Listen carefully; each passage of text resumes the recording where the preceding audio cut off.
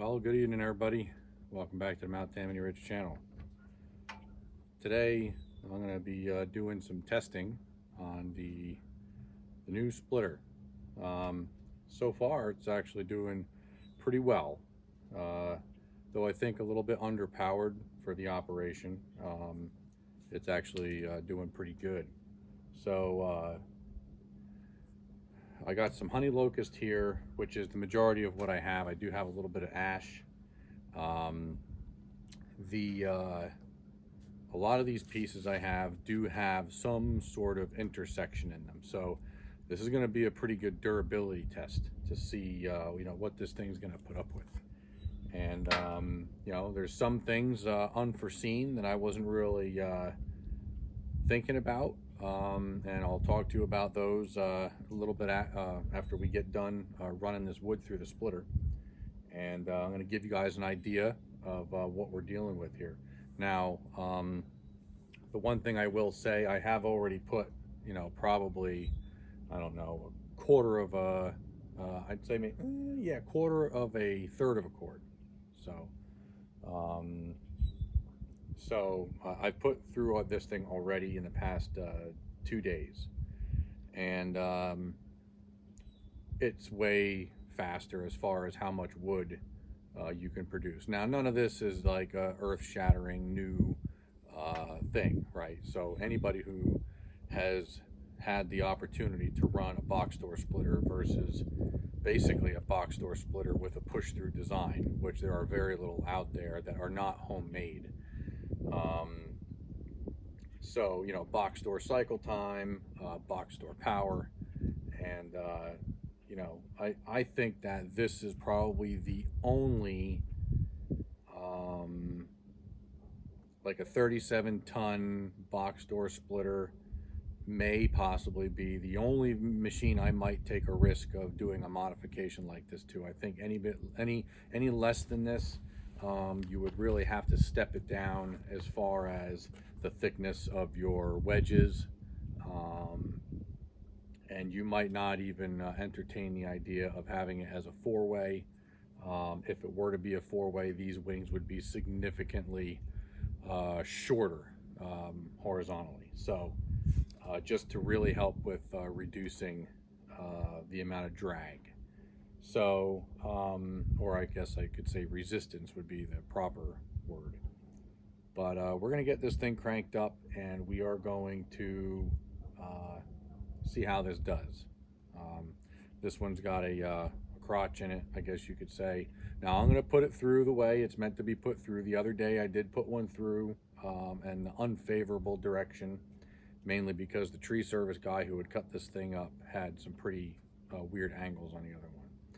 But though I am testing it, I'm not looking to break it quite yet. So, however, if it did do it, I'd prefer to do it now when it's not in paint, right? So, let's get this thing fired up, and I'll show you guys what it does.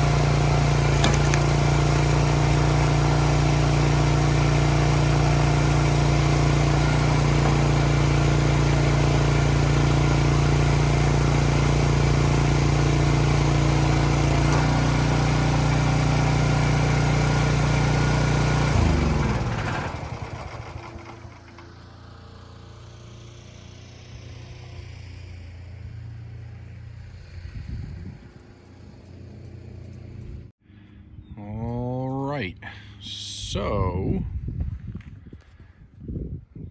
that's quite a bit more wood in that amount of time than I would normally get. I actually have one more log round on the back of the truck waiting, and that's the ash. This is all the honey locust. So, you know, you got to keep in mind the amount of time in the calculation here. You know, you gotta, I also disappeared from the camera to go get a piece of wood. I mean, I'm walking all the way back there to go get it, right? So, and then obviously all the way back. And like I said, it's everything's staying straight. Nothing has bent. I put a straight edge on it last night when I got done with the initial test, and that's when I had that big crotch piece. And I thought for sure, you know, it was not going to split it, because I had, like I said, I had to go in, you know, the unforgiving direction into that crotch and that piece of wood. So yeah. So yeah, the test is coming along pretty good. There's a couple things I wanted to show you that I had additionally planned for the push plate here, and it's working, but it's not working at the same time. My idea, that is.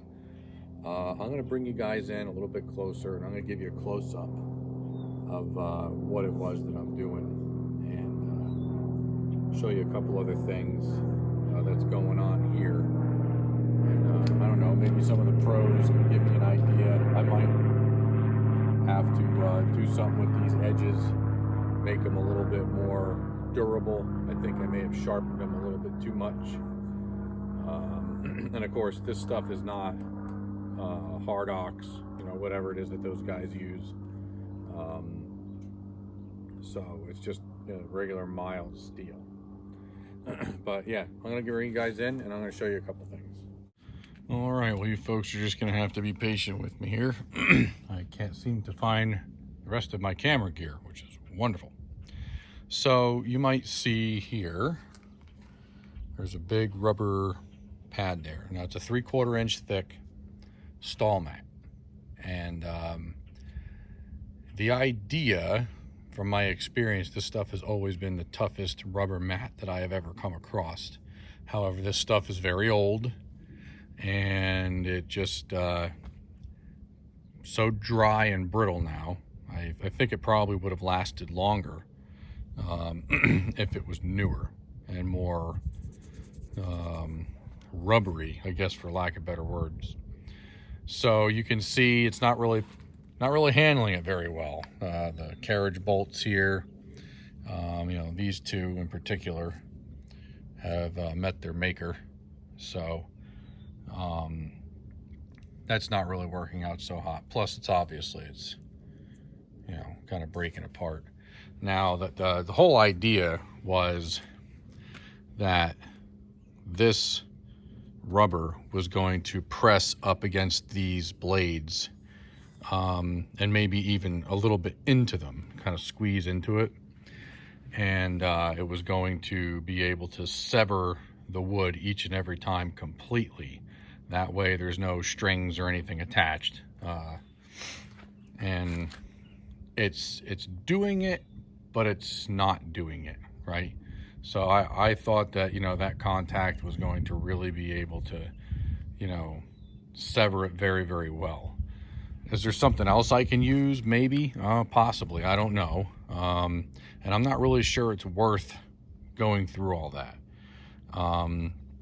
The way I set this thing up was so that if for whatever reason this didn't pan out, all of everything else is fine. It'll just split like a regular splitter, and I won't have, you know, all the hype here. But I think it still is a good idea. I'm just not sure how to go about making it actually work. You know, putting that mat on there with an adhesive, you know what's going to happen. The mat's going to get kneaded and kneaded and kneaded by the wood getting pressed into it, and within a very short period of time, that adhesive is going to break loose. And then of course, you know, if it turned out to be something that, you know, you made kind of like a consumable where you could replace it over time, you would be replacing it a lot. You can see, you know, it's pretty beat up. But anywho, now the other thing, you know, all of us firewood hounds are very familiar with is all of the renderings from the process of, well, processing the wood with these splitters and processors and all these other pieces of equipment. And with this doghouse in here, this is just another place where it's going to build up. And you're going to have to, you know, get in there and clean it out and all that stuff. So, I think maybe a good idea, but I think the results down here don't really warrant the additional wedge down bottom, nor does it warrant the doghouse. Now, I mean, all this is still fine. It's no big deal. It's just you got to babysit this. That's the only thing that I would see being annoying, considering that this isn't working out. If this was working out, I could completely ignore that. And the only reason why I did this and this dog, and there we go, the doghouse here, okay, was because to get full contact with this rubber mat on all three sections, the vertical and horizontal, you get simultaneous contact to the mat to get that chopping effect, that slice and termination effect, was, you know, to go through all this to get this mat to the surface to mate tightly against that. But as you can see, the mat still gives just enough for that little sliver of wood to still kind of push back into it and avoid getting chopped. So anyway, now the other thing I was mentioning was also the edge is a little bit weak because I sharpened it too much. I think I just might flatten this edge out a little bit all the way along, up and down, and maybe do something to harden the edge. I don't know if I can, you know, tack weld a bunch of mini tacks all the way down, harden the edge with some weld, and then regrind it down, maybe. I don't know. I'm actually really surprised that actually peeled back. There must have been, you know, a piece of metal in the wood or a rock or something. So that's what we're working with.